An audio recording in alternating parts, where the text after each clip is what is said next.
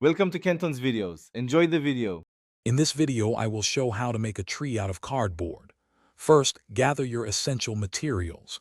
You'll need several sheets of sturdy cardboard, a sharp craft knife, and a protective cutting mat. Don't forget a ruler, a pencil for marking, and a hot glue gun for assembly.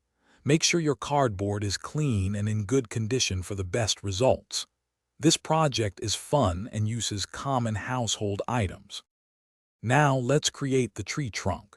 Take your cardboard and cut two identical trunk shapes. Aim for a height of about 12 inches, but adjust as needed for your desired tree size. On one trunk piece, cut a slit from the top edge down to the halfway point. On the second piece, cut a slit from the bottom edge up to its halfway point.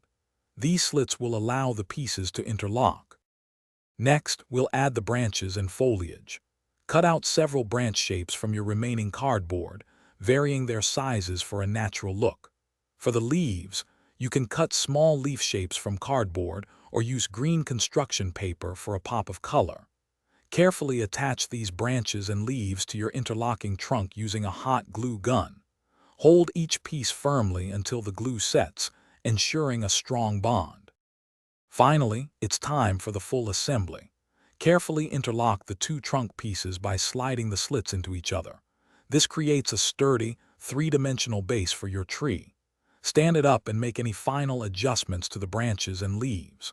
Add extra hot glue to any areas that feel wobbly to ensure your cardboard tree is robust and stands tall.